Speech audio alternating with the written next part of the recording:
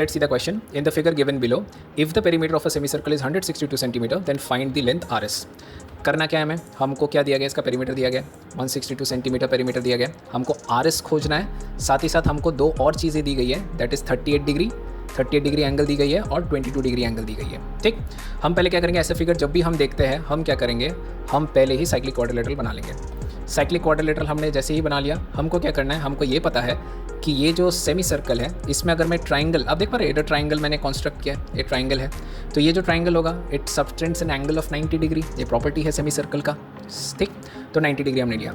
उसके साथ साथ हम क्या करेंगे, ये जो देख रहे हैं दो लाइन है, इसके यहाँ पर मैंने एक अल्फा एंगल बनाया है, क्यों बनाया मैं बाद में बताऊंगा, बट इस अल्फा को पहले निकाल लेते हैं। ट्राइंगल SQP हमने ऑब्वियसली हमको पता है ट्राइंगल के इंटीरियर एंगल के सम 180 डिग्री होता है। पहले alpha plus 90 plus 22 plus 38 180 degree, alpha 30 degree आ गया। निकाला क्यों, इसलिए निकाला क्योंकि हमको ये पता है सर्कल की और एक प्रॉपर्टी होती है कि सेंटर में जो एंगल सबटेंडेड होता है वो डबल होता है then that of the angle subtended in any particular part of the circle.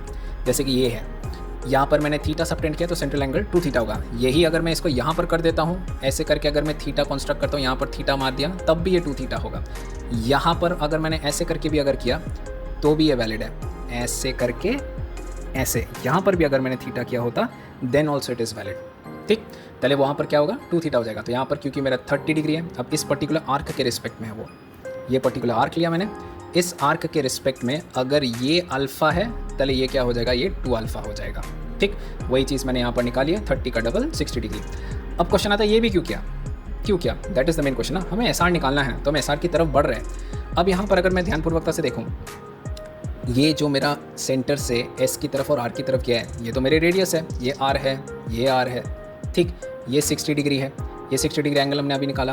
तो ये हमको पता है आइसोसेलेस ट्राइंगल में क्या होता है, ये आइसोसेलेस ट्राइंगल ही तो बनाना, दो साइड इक्वल है, पहले मेरे जो दो एंगल है वो भी बराबर होंगे, बीटा बीटा होगा, एज्यूम किया मैंने। तो यहाँ पर क्या होगा 60 degree plus 2 beta equals 180 degree, beta 60 degree आ गया। अच्छा, अगर ये 60 डिग्री आ गए सब तो ये एक इक्विलैटरल ट्राइंगल बन गया, SR एक इक्विलैटरल ट्राइंगल है। मतलब अगर मैं रेडियस निकाल पाया तो मैं SR को निकाल लूँगा, क्योंकि SR भी तो रेडियस के बराबर ही हो गया ना।